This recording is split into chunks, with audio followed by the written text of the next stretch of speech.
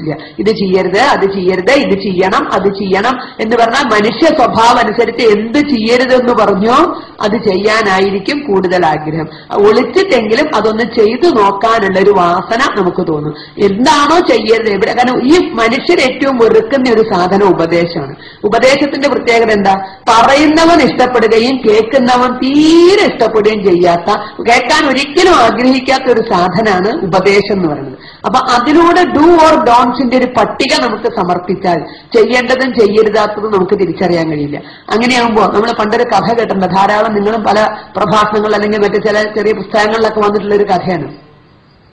പണ്ടൊരു വൈദ്യൻ കഷണ്ടിക്ക് മരുന്ന് കണ്ടുപിടിച്ചു. കഥ പലർക്കും ചിരി വരുന്നുണ്ട്, കാരണം വായിച്ചിട്ടുണ്ട്.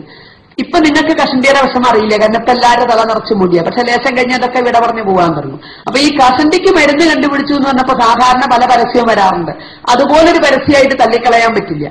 കാരണം അതിൽ പറഞ്ഞിരിക്കണം എന്താ വെച്ചാൽ, ഈ മരുന്ന് തേച്ചിട്ട് നിങ്ങളുടെ തലയിൽ രോമം കിളുത്തില്ലെങ്കിൽ നിങ്ങൾ പറയുന്ന നഷ്ടപരിഹാരം തരാമെന്ന് മുദ്രപത്രത്തിൽ എഴുതി തരാമെന്ന്. അപ്പൊ വെറും ഒരു പരസ്യമല്ല. മറ്റേ നിങ്ങളുടെ ടൂത്ത് പേസ്റ്റിൽ മറ്റതുണ്ടോ മറച്ചതുണ്ടോ എന്ന് ചോദിക്കുന്ന പോലെയുള്ള ബഹളമൊന്നുമല്ല. മുദ്രപത്രത്തിൽ അങ്ങോട്ട് എഴുതി തരാം മുടി കിളുത്തില്ലെങ്കിൽ എന്നാണ്. അസാധ്യ വലിയാണ്. 25 മില്ലിക്ക് 2500 രൂപ എന്നൊക്കെ പറഞ്ഞമാതിരി നമുക്ക് വിശ്വസിക്കാൻ കഴിയാത്ത വലിയ. പക്ഷെ എന്നിരുന്നാലും ഈ ഒരു മുദ്രപത്രത്തിൽ എഴുതി തരാമെന്ന് പറഞ്ഞിട്ടുണ്ടല്ലോ, മുടി കിളുത്തില്ലെങ്കിൽ നിങ്ങൾ ചോദിക്കണം നഷ്ടപരിഹാരമാണ്, അല്ലാതെ മരുന്നിന്റെ വില തിരിച്ചു തരാമൊന്നുമല്ല. പിറ്റേ ദിവസം വൈദ്യന്റെ വീട്ടിൽ നോക്കിയപ്പോ ആകാശത്ത് ഒരു സൂര്യൻ ഉദിച്ചപ്പോ വൈദ്യന്റെ വീട്ടുമുറ്റത്ത് 1000 സൂര്യൻ ഉദിച്ചിട്ടുണ്ട്. എന്ന് പറഞ്ഞാൽ 1000കണക്കിന് കഷണ്ടികൾ അങ്ങനെ നിരന്ന് നിൽക്കുക, എവിടെയൊക്കെ അത് റിഫ്ലക്ട് ചെയ്ത് കാണുമല്ലോ. അപ്പൊ 1000 സൂര്യൻ വീട്ടുമുറ്റത്ത് ഉദിച്ചിട്ടുണ്ട്. ഈ മരുന്നിന് വേണ്ടിയുള്ള ക്യൂ ആണ്. ഓരോരുത്തരായിട്ട് പൈസ കൊടുത്തു, മരുന്നുകൾ വാങ്ങി. വാങ്ങുമ്പോ സ്വാഭാവികമായിട്ട് ചോദിക്കുമല്ലോ, ഇതിന് എന്തെങ്കിലും മറ്റേ പഥ്യം അനുഷ്ഠിക്കാട്ടോ ഈ മരുന്നിന്? ഒരു പഥ്യമില്ല. കുളിക്കാവോ, സോപ്പ് ഉപയോഗിക്കാം, അതൊന്നും പ്രശ്നമില്ല. തോർത്താമോ, തോർത്താം. കുളിക്കുന്നതിന്റെ മുന്നാണോ പിന്നാണോ, അത് എപ്പോ തേക്കണോ നിങ്ങളുടെ ഇഷ്ടം അനുസരിച്ച്. അപ്പൊ ഒരു കുഴപ്പമില്ലേ, ഒരു കുഴപ്പമില്ല, നിങ്ങളൊന്ന് തേക്കേ വേണ്ടുള്ളൂ. പക്ഷെ ഒരു കാര്യം ശ്രദ്ധിക്കണേ ചോറും എന്താന്ന് വെച്ചു, ഇത് തേക്കുമ്പോ നിങ്ങള് കാക്കയെ പറ്റി ഓർക്കരുത് എന്ന്. കുഴപ്പമൊന്നുമില്ല, കാക്കയെ പറ്റി ഓർത്താ പിന്നെ അന്ന് തേക്കരുത് എന്നേ ഉള്ളൂ, പിന്നെ പിറ്റേ ദിവസം തേച്ചാൽ മതി എന്നു. കാക്കയെ പറ്റി ഓർത്തിട്ട് നിങ്ങൾ തേച്ചാൽ അതിന്റെ ഫലം ഉണ്ടാവില്ല. അതുകൊണ്ട് ഓർത്താൽ പിന്നെ അന്ന് തേക്കാണ്ടിരിക്കുക, പിറ്റേ ദിവസം തേച്ചാൽ മതി. ഇത്രയേ ഉള്ളൂ എളുപ്പം എന്ന് പറഞ്ഞാൽ എല്ലാവരും വാങ്ങിച്ചു പോയി. അത് കഴിഞ്ഞിട്ട് വർഷം ഒരുപാട് കഴിഞ്ഞു. അത് തേച്ചതുകൊണ്ട് ഒരു മനുഷ്യന്റെ കഷണ്ടിയിലും ഒരു മുടി ഇന്ന് വരെ കിളുത്തില്ല. പക്ഷെ ഒരാൾക്ക് നഷ്ടപരിഹാരം കൊടുക്കേണ്ടിയും വന്നില്ല വൈദ്യന്. എന്തുകൊണ്ടാന്ന് പറഞ്ഞാൽ എന്തുകൊണ്ടാന്ന് നമുക്കറിയാം. ആരും ഇതുവരെ തേച്ചിട്ടില്ല.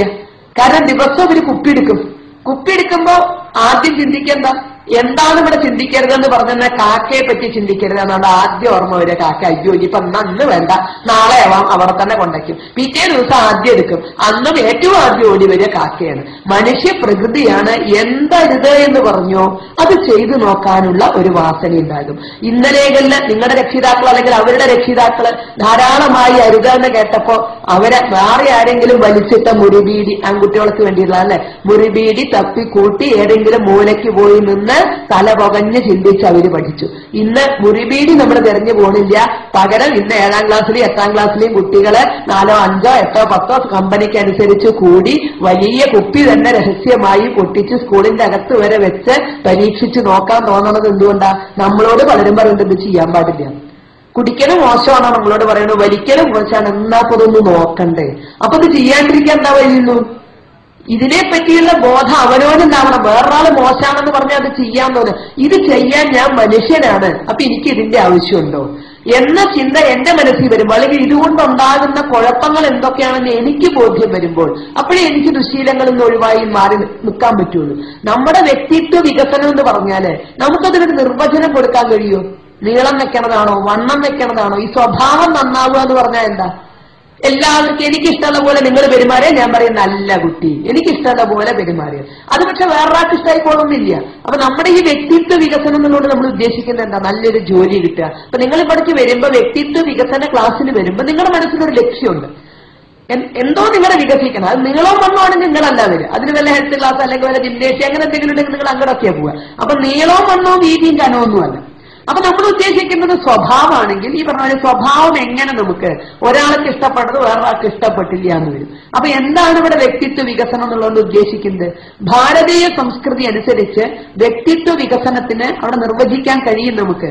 വാനരൻ നരനാകണം, നരൻ നരോത്തമനായ നാരായണനാകണം എന്ന്.